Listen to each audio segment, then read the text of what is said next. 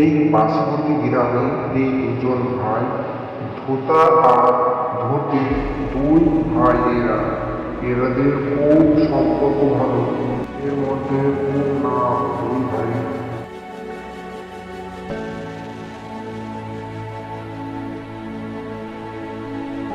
ধুতি সাহেব, কোথায় যাচ্ছেন যে এত সকাল সকাল?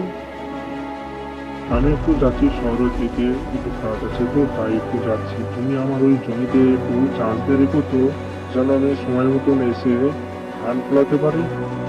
আচ্ছা সাহেব, আমি সময় মতন আপনার জমিতে আমি চাষ দিয়ে রাখবো।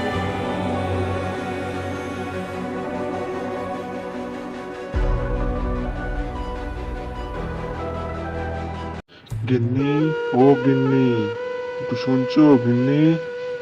আসছি আসছি, কি হলো যে?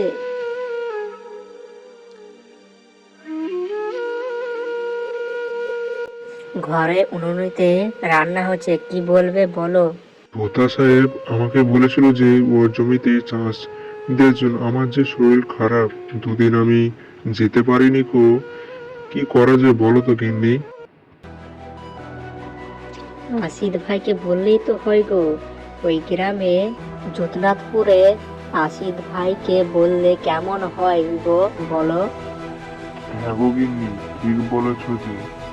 হ্যাঁ গো গিন্নি, এই যে আমার শরীরটা খারাপ করছে বিকাল থেকে, কি যে করব কে জানে। কালকে তো যেতে পারবো না কো, মনে হচ্ছে শরীর অনেকটা খারাপ করছে, দুর্বল দুর্বল লাগছে একদম শরীরটা। কি করা যায় বলো তো গিন্নি? ওষুধটা তো খেয়ে নিয়েছি, কি এবার কি করা যায় বলো? তুমিও তো চিন্তিত কেন হচ্ছ? ওষুধ তো খেয়ে নিয়েছো, ঠিক সেরে যাবে। তুমি নাই শুয়ে পড়ো, সকালে উঠতে হবে। তোমার যে শরীরের এই অবস্থা, তুমি যাবে কি করে? যদি রাস্তায় কোনো দুর্ঘটনা ঘটে তখন কে দেখবে তোমায়, বলো। নাও গিন্নি, ওষুধ খাইয়েছি যে, প্রবলেম হবে না কো। যাবো, যে দেখি তাড়াতাড়ি যাবো আর আসবো। শরীরটা একটু ভারী ভারী করছে, এতেই যেতে হবে। বেলা হয়ে যাচ্ছে যে, আমি বেড়াই তাহলে। রাস্তাঘাটে যে ভিড়, এখন দেখেই যাবে। সকাল সকাল বেড়াচ্ছ যেহেতু, প্রবলেম হবে না।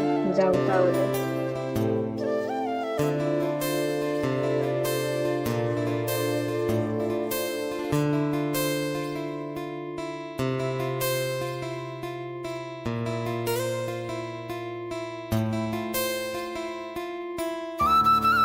সকাল সকাল বেরোলাম, একটা গাড়ি পেলাম না। এই রোডে হয়তো আজ গাড়ি পাওয়া যাবে, হেঁটেই যেতে হবে।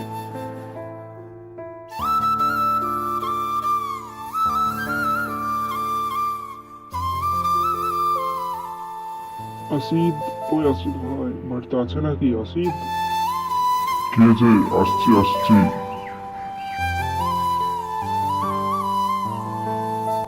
আরে ধুতো ভাই, কি ব্যাপার যে তো সকাল সকাল আমার বাড়িতে রওনা দিয়েছো যে?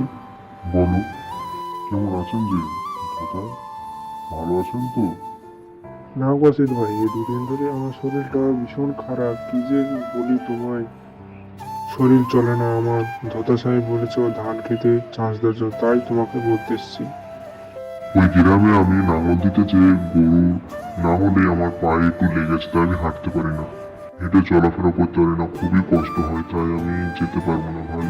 খুবই দুঃখিত, আমি আমাকে বলো না, ঠিক আছে? তুমি দেখো কি করবে।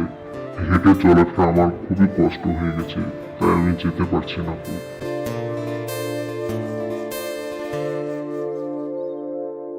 কি জোরে বৃষ্টি এলো, কোথায় যে দাঁড়ায় ঠিক মতো হাঁটতে পারছি না। উফ, আহ।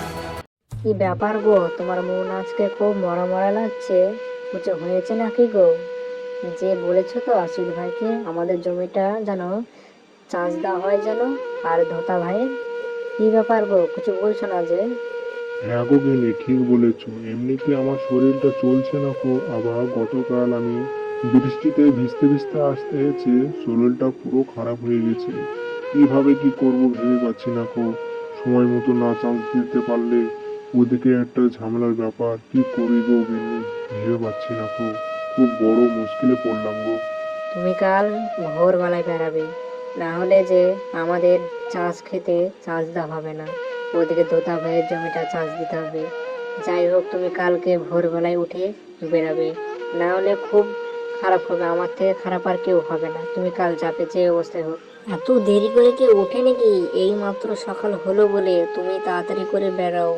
ওদিকে পাঁচিরের ধারে দেখো গরুগুলো বাঁধা আছে, তুমি শিগগিরই রওনা দাও। হ্যাঁ গো, বেশ, আমি বেড়াচ্ছি যে। তুমি নিজের খেয়াল রেখো যে। আমি চললাম তাহলে।